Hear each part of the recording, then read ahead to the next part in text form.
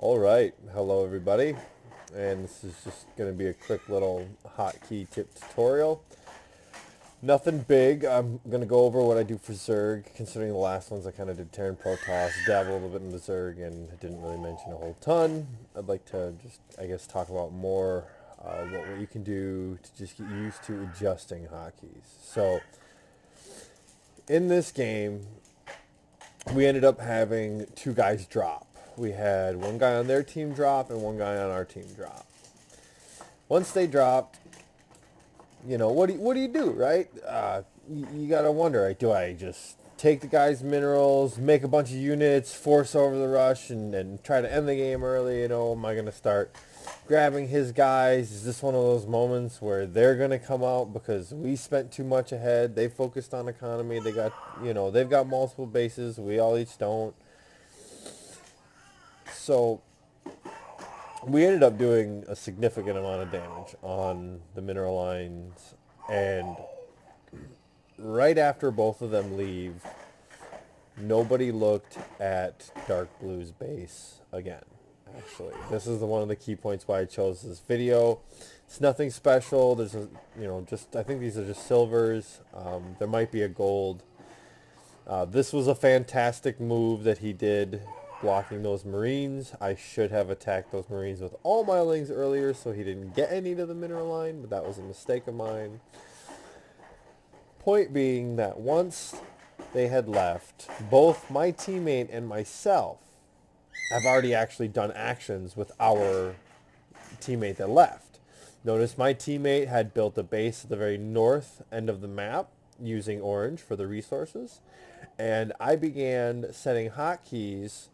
I began setting his bases on 3 and his queen on 9. Now all my bases for Zerg are set on 6. And I individually set my queens instead of setting the hatcheries. This way I can grab all the larvae I need to right away and then individually grab queens for easy positioning and also easy spitting. I just double tap the queen, I flash to her, which is normally at the base, and then spit on the hive. Or hatchery, layer, whatever. So my main point is that with hotkeys and of course awesome products like Razer, I mean, totally love Razer products. Yes, at this point I am staring off into the map. I actually was watching the mini map sometimes and the camera went. I was waiting for the Banes, watching to see if there was any counter on the mini map. Saw no counter, saw nothing coming at my Banes. This point is where I was thinking, oh, okay, cool. I can send them at the line. I made a mistake here. I didn't split my Banes early. I should have split my Banes early, and then they would have actually made more. I could have gotten that little patch up there that got away. Granted, I did a lot of damage. It's still not. I could have gotten more, Could have totally gotten more. Now, through the course of everything, and like I was saying, hotkeys and tools, I'd like to just pop up my Razer Naga here. I mean, yes, there's a button missing. It's old, 6-year-old Naga. And once again, I have all of my hatcheries on, 6. And then I got 9 and 3 are set to his bases. Now, I rarely use 9 and 3.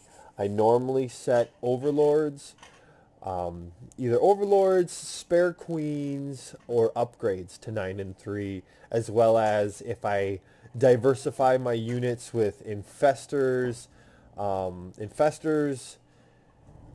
vipers, and let's say, I got hydralisks and some tunneling claws roaches, then I'll generally try to just self-micro the hydralisks and roaches and keep my infestors and vipers on 3 and 9 kind of thing. I'm very used to changing those hotkeys, and I think most people should be used to changing these hotkeys. So with that being said, the game does turn into be a win. But because I had set his hotkeys, I was able to do things like build Hydralisks. I was able to help my buddy who wasn't really pressuring a lot. He helped pressure in the early stage. Now he's going to start mass up Hydralisk. I figured since he was doing kind of a return roach and we all saw the voids that he was just going to get something to try to counter voids. Now the reason this video to me was so important, again, was primarily because they have not touched his base. They left it. They've got 2 Stargates.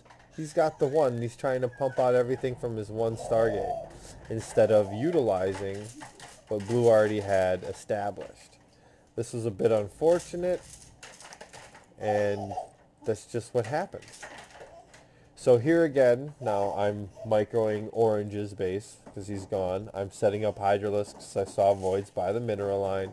I'm just making sure that if they come for Orange, it's not just going to be, oh, he's a dead base, move to the guy who's actually playing. I decided to get stuff out because now he's going to encounter Orange and he's going to take the time to kill him. Because from his perspective, Orange has got units out. He's doing something. He can actually fight back even though he has left and we are just controlling him. These are little key things that, I mean, buy yourself 20 seconds, pop out 10 Ultralisks because that's all you needed, you know. So he did a great job here. I realized he was pressing. I decided to send him what Hydralisk reinforcements I could. I figured he was going to be up against a couple of voids. Terran's probably just going to mass Marine. And sure enough, that is pretty much what happened. I don't think there's a lot else I really wanted to go over this tutorial. I do use a Razer Nostromo, which is also a 6-year-old gamepad. I mean, you can definitely tell it's 6 years old. I got wearing on the buttons. It's just wear from my fingers. But you know, no broken buttons on this guy. 6 years old, and my favorite point of these is the joystick. So with the joystick, up is how I stop my units from my stutter step. Right is how I attack. Down is my control, and left is actually my alt. This allows me just to be able to go back and forth and get a lot of really great functionality out of the gamepad.